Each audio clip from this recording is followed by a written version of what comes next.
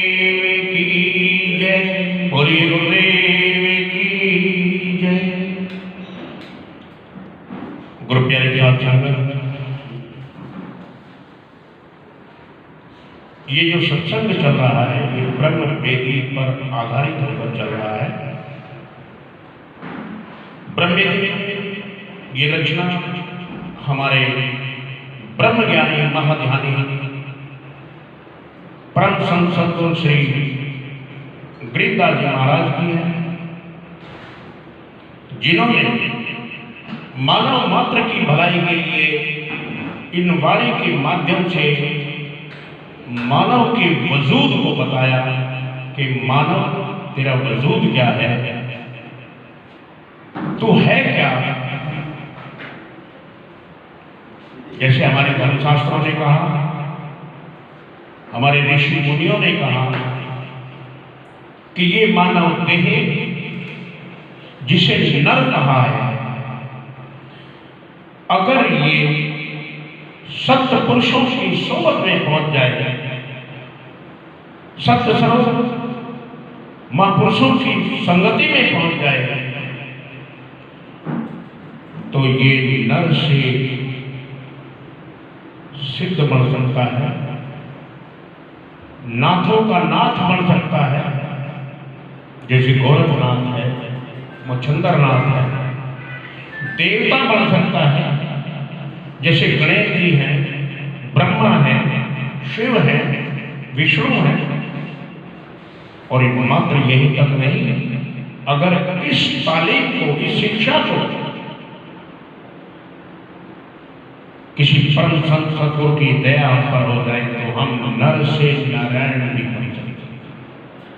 क्योंकि नर से नारायण बनने की तालीम, इसी शिक्षा का भेद जिस वक्त श्री कृष्ण जी महाराज द्वापर युग में आए तो उन्होंने कृष्ण जी महाराज को इस तालीम का भेद दिया, और जिन्होंने इसका भेद दिया उनका नाम था ऋषि अंगिरस। अगर ऋषि अंगिरस कृष्ण जी महाराज को नहीं मिलते तो आज हमारे सामने श्री कृष्ण जी महाराज की गाथा नहीं है। त्रेता युग में श्री रामचंद्र जी महाराज आए। वो जब संसार में आए, नर के रूप में पैदा हुए, उन्हें वशिष्ठ जैसे महापुरुष मिले। वशिष्ठ को उन्होंने गुरु बनाया, आंतरिक शिक्षा उन्होंने दी, तो आज हमारे सामने वो नर से नारायण की तरह पूजे जाते। श्री कृष्ण जी महाराज को अंगिरस ऋषि ने शिक्षा दी, आज हम उनको पूजते हैं। कबीर साहिब को उनके सद्गुरु ने शिक्षा दी, कबीर साहिब को पूजते हैं। गुरु नानक को उनके सद्गुरु ने शिक्षा दी, हम गुरु नानक को पूजते हैं। अपने अपने समय में जो जो महापुरुष आए, उनके समय में जो उनके पूर्ण महापुरुषों को मिले, जिनसे भेंट हुई, उन्होंने उनको वो तालीम दी, तो वो नर से नारायण बने।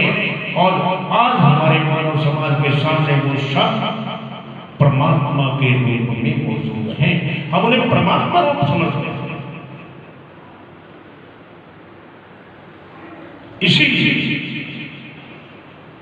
हमारे मानव समाज में अलग अलग समय में अलग अलग बोली और भाषा के जानकार जो मानव नर रूप में आए, उनको जब पूर्ण हस्ती सब सद्गुरु मिले, उन्होंने उनसे वो तालीम ली, तो वो सब हमारे सामने आदर्श रूप में मौजूद हैं। हम जिन्हें परमात्मा की श्रेणी में रखते हैं। इस दुनिया की शिक्षा, इस दुनिया की तालीम, हमें कोई टीचर बनाता है, अध्यापक बनाता है, कोई हमें पुलिस का बड़ा IPS अधिकारी बनाता है, कोई IAS अधिकारी बनाता है, कोई डॉक्टर बनाता है, कोई इंजीनियर बनाता है, कोई कुछ बनाता है, कोई कुछ बनाता है। कोई नेता बनता है, कोई अभिनेता बनता है, उन सब ने जो नेता, अभिनेता, engineer, doctor, IPS, IAS, PCS जो भी बने, उन्होंने दुनिया की पहले थ्योरी रूप में शिक्षा ली, तालीम ली, फिर उन्होंने प्रैक्टिकल किया किसी एक्सपर्ट मास्टर की देखरेख में, तब वो जाकर के इस दुनिया के बड़े बड़े औहदेदार व्यक्ति मौजूद हुए। आंतरिक शिक्षा हमारे मानव तन के अंतर में जो छुपा राज है, ये बहुत ही कम लोगों के नसीब है, क्योंकि जो जितनी हायर शिक्षा है वो उसके लिए उतना ही हायर नसीब चाहिए ना। इसलिए कवि साहब ने कहा, संत कोई बिगड़ा संत, ऐसा नहीं है कि संत है नहीं, संत है, इक्का दुक्का संसार, कहने के लिए सभी संत हैं, लेकिन संत कोई। त्रेता युग में राजा जनक ने एक पूर्ण संत सदगुरु की तलाश में 2 बड़े विश्व सम्मेलन किए, तब उन्हें जाकर के एक अष्टावक्र मिला। संत पहले ही बहुत कम थे, हर युग में, हर समय में बहुत ही कम संत मौजूद होते, और वो बहुत ही कम है। हमें उनको खोजना पड़ेगा, कहां मिलेंगे। कवि साहब कहते हैं, सतगुरु खोजो संत जीव का जो चाहो। अगर तुम अपनी भलाई चाहते हो, अपने मनुष्य जीवन की लक्ष्य की प्राप्ति चाहते हो, तो जाओ सतगुरु खोजो, संत खोजो। मेटो भाव के अंक, भवसागर के लेखे को खत्म करने के लिए आवागमन निवारण, आवान जाने को खत्म करने के लिए सतगुरु को खोजो, संतों को खोजो। अगर हमने ये काम नहीं किया, अगर हमने ये काम नहीं किया और बाकी सब कुछ किया, तो कोई फायदा नहीं होगा, कोई बड़ाई नहीं। महापुरुष कहते हैं, भाई प्राप्त मानुष दे हुरिया, गोविंद मिलन की यह तेरी बड़ी बारी। ये परमात्मा के मिलने की बारी आई है। इस संसार के भोग्य पदार्थों को भोगने की नहीं,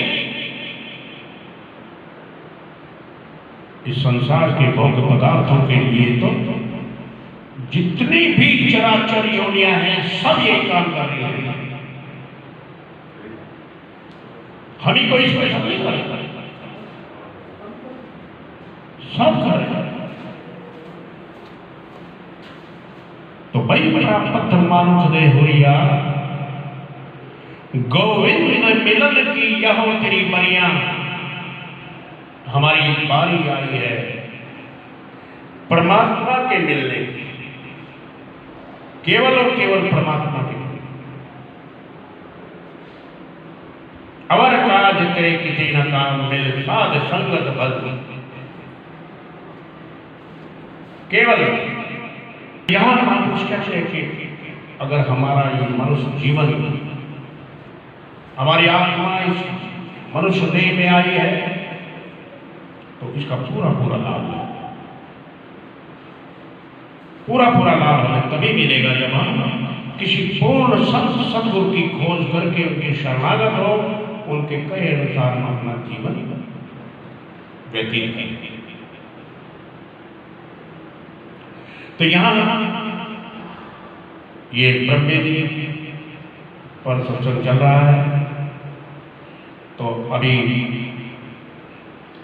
पिछले सत्संग में बताया था कि भाई सहस्र कमल दलाल साहिब जो फूलन मदगंध है, अब जो हमारा सहस्र कमल है, हमारा हम यहाँ तक पहुंचे त्रिकुटी, फिर सहस्र कमल दूसरा मुकाम आया। अब इसके आगे माफ करना, इसके आगे संतों का रास्ता है, इसके आगे प्राणायाम या हम और भी जो अभ्यास करते हैं 9 दरवाजों में, वो आगे हमें नहीं मिल सकता। आगे चलने के लिए हमें गुरु की आवश्यकता है। यहां तक तो हम अपने अभ्यास से, अपनी मेहनत से जाते हैं। आगे चलने के लिए, आगे बढ़ने के लिए हमें गुरु चाहिए। तो गरीबदास जी महाराज ने कहा, गुरु के 3 दर्जे। सतलोक में वो साहिब है, त्रिकुटी मंडल जो ब्रह्म का मुकाम है, जो ब्रह्म की जगह है, स्थान है, इसके आगे जाने के लिए हमें सतगुरु चाहिए। और जो साहिब है वो पार ब्रह्म में सतगुरु है। और जब हम इस मनुष्य देह पर नीचे आए, देह रूप में स्थूल बॉडी पर आए, तो हमारी तरह ही वो 2 हाथ पैर वाला गुरु है। गुरु की जरूरत ही इसलिए क्योंकि जो गुरु है वो कौन है? गॉड प्लस मैन, वो परमात्मा और आदमी। इधर वो संदेशवाहक स्थूल बॉडी में मनुष्य मात्र है। अंतर में जब हम जाएंगे, त्रिकुटी ब्रह्म को पार करेंगे, पार ब्रह्म में जाएंगे, तो वही सतगुरु रूप में, नूरी स्वरूप में वहां मौजूद है, जिससे हमें पता लगता है कि ये सत्य पुरुष का संदेश है। वो सतगुरु आगे सतलोक में वही साहिब का रूप है। तो इसलिए कभी गरीबदास जी ने कहा, साहिब से सतगुरु भये। सतलोक में वो साहिब है, पार ब्रह्म में वो सतगुरु है। साहिब से सतगुरु भये, सतगुरु से भये साध। देहधारी गुरु है, स्तोत्र मंडल। ये तीनों अंग एक है, गति कुछ अगम अगाध। जैसे हमारी इस दुनिया में कोई व्यक्ति अंतरिक्ष में जाना चाहे तो अंतरिक्ष की पोशाक पहनेगा ना, अंतरिक्ष की ड्रेस चाहिए उसे। अगर कोई पानी के अंदर जाना चाहे तो पानी की पोशाक चाहिए। इसी बॉडी में नहीं जा सकता सीधा, इसी बॉडी में सीधा ऊपर नहीं जा सकता। गरीबदास जी ने कहा, साहिब से सतगुरु भये। साहिब सतलोक में और सतगुरु पार ब्रह्म में। सतगुरु से भये संत, उन्हें साध भी कहा, संत भी कहा। ये तीनों अंग एक हैं, खेले आदि और अंत। ये आदि से अंत तक एक है।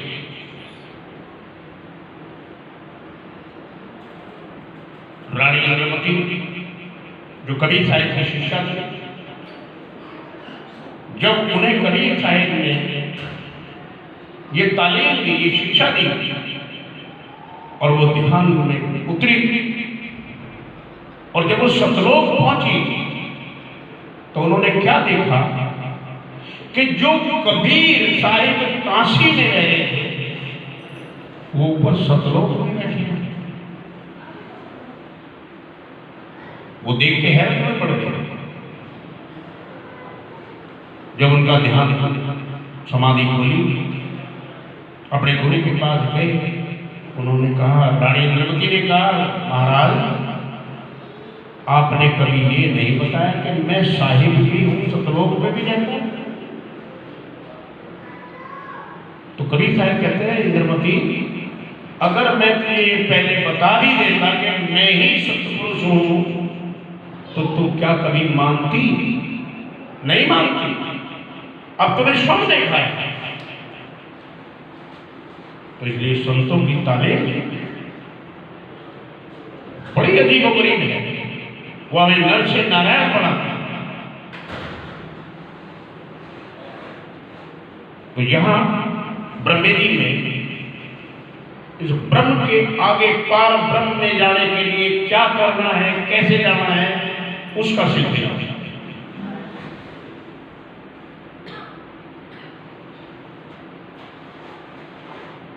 मीनी खोज हनोज हरदम उलटे पंथ की बाट है। इंगला पिंगला सुषमन खोजो चल हंसा को घट घाट है। मिनी यानी मीन की तरह, मीन की ये मालिक ने ताकत दी है कि अगर 50 फुट ऊपर से कोई झरना पड़ रहा है तो वो पानी की धार को पकड़कर ऊपर चढ़ जाए। हाथी नहीं चढ़ सकता, कोई और नहीं चढ़ सकता, लेकिन पानी की धार को पकड़कर ऊपर 50 फीट तक चली जाएगी। हमारी आत्मा इस मुकाम पर जाने के बाद, पार ब्रह्म में जाने के बाद, ये उल्टा मार्ग है। क्योंकि पहले हम जो जप करते हैं, जो तप करते हैं, जो तीर्थ करते हैं, व्रत करते हैं, वो स्थूल देह में मुंह से बोला, तप किया, व्रत किया, संयम किया, इस शरीर के साथ किया। लेकिन अगर हम इन अंतर के कमलों से होकर गए तो तप करने की आवश्यकता नहीं, शरीर को दुख देने की आवश्यकता नहीं, जप करने की आवश्यकता नहीं, क्योंकि अंतर ही अंतर जाता। व्रत करने की आवश्यकता नहीं। और जैसे जैसे मूलाधार से लगाकर त्रिपुरी कमल तक पहुंचेंगे, जब यहां तक पहुंचेंगे तो ये यहां तक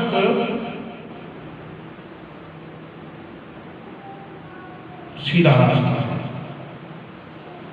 जा रहे हैं, लेकिन यहां से आगे उल्टा मार्ग है। क्योंकि यहां तक काल के क्षेत्र में सीधा रास्ता क्यों है? कबीर साहब ने कहा, बहुत तक पहुंचे ब्रह्मलोक लोग, फिर माया ले आई। ये जितनी ब्रह्मांड मूर्तियां हैं, जितनी देवी देवता है ब्रह्मांड से, ये कर्म ही पाप कुछ पद, वहां तक पहुंचे ना, कर्मों के आधार पर पहुंचे ना। इंद्र बन गए, वैकुंठ का सम्राट बन गया, क्योंकि देवताओं का राजा इंद्र है। वैकुंठ का सम्राट बन गया और वहां से वैकुंठ से फिर वापिस 84 लाख। तो ये कर्मों का मार्ग है, जैसे कर्म करेगा वैसे फल देगा भगवान, ये है गीता का ज्ञान। कर्म तक का आधार, कोई ब्रह्मा बने, शिव बने, विष्णु बने, गणेश जी बने, इंद्र बने, ये रैत चक्र है जो हमारे एक तत्व से शुरू होकर के 5 तत्वों पर जाकर वहां कर्म करके ऊंचे से ऊंचे दर्जे को हासिल करता है, ऊंचे से ऊंचा पद पाता है। लेकिन इसके आगे जाने के लिए हमें उल्टा मार्ग अपनाना पड़ेगा, और हमें कभी उस उल्टे मार्ग पर हम नहीं गए, हमें नहीं पता वहां कैसे जाएंगे। तो वहां हमारे पूर्ण महापुरुष संत सद्गुरु खड़े होते हैं, सद्गुरु। हम वाणियों में, महापुरुषों की वाणियों में, हम शब्द वाणियों में सुनते हैं, क्या कहते हैं? सतगुरु तो खड़े हैं, नदी के किनारे, नदी के दो किनारे हैं, भवसागर के भी दो किनारे हैं, एक कुर्ला एक परला। वो सतगुरु परली पार खड़े हैं, सतगुरु तो खड़े हैं नदी के किनारे, हो ने दुनिया तो कड़ी पकड़ पकड़ के, सच्चे सतगुरु का नजारा मिलता मर मर के। अब ये मर मर के क्या, क्योंकि जब हम साधना करते बैठ गए घंटा 2 घंटा बैठ गए तो हाथ पैर ऐसे हो गया, अगली बार ऐसे हो गए, टूट गए। और जब हम साधना छोड़ देते थे ठीक, तो ये शरीर मरता है, मरने से पहले जो मरे। तो उधर शत्रुखड़े वो हमें अगर पूर्ण रूप से देहधारी रूप में मिले हैं तो वहां हमें मिलेंगे, और अगर हमें देहधारी रूप में पूर्ण नहीं मिले, अधूरे मिले, जो हमें ये तालीम नहीं देंगे, आगे हम नहीं बढ़ सकते। यहां से जमीन का मार्ग, यहां से हमारी रूह उल्टी जाएगी। गरीबदास जी कह रहे हैं, मीनी खोज हनोज हरदम, उलटे पंथ की बाट है। क्योंकि जो पिंडे सो ब्रह्मांड, जो ब्रह्मांड में है वो हमारे पिंड में है। अब योगियों की इंगला पिंगला कौन सी थी? ये इंगला, ये पिंगला, इसके बीच की सुषमना श्वासों की, और संतों की सुषमना कौन सी है? मस्तिष्क में है। इधर इंगला है, इधर पिंगला है, और बीच से धारा सुषमना। संतों की और योगियों की सुषमना में अंतर है। तो यहां कह रहे हैं, इंगला पिंगला सुषमन खोजो, चल हंसा ओ घट घाट है। ओ घट है, ओ ऊपर वाला घट है, नीचे वाला घट नहीं। ओ घट नीचे वाले घट में नहीं, घट का घड़ा,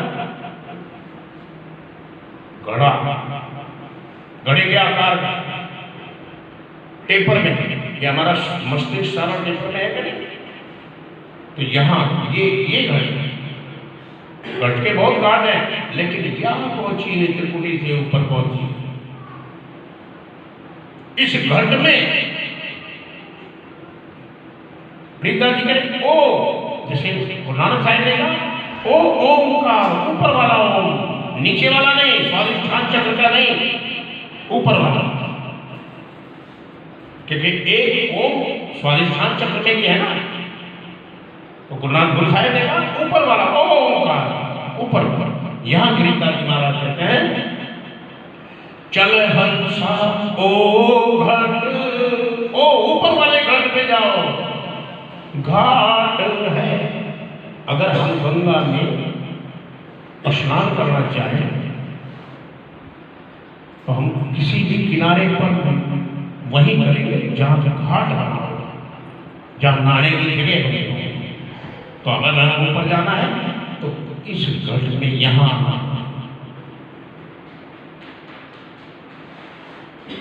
फिर आगे कहते हैं, आपको पता है कि ये जो सारा योग जो मैंने बखान किया है अभी तक, ये जो मैंने नींद का जो मार्ग बताया है, ये मैं पहले नहीं बता रहा हूं कि आज मैं पहला ही बता रहा हूं, पहला व्यक्ति हूं। ये इस मार्ग से और भी महापुरुष गए हैं भाई, उदाहरण है, इतिहास है। क्या है? ऐसा जोग भी लोग वर्णो,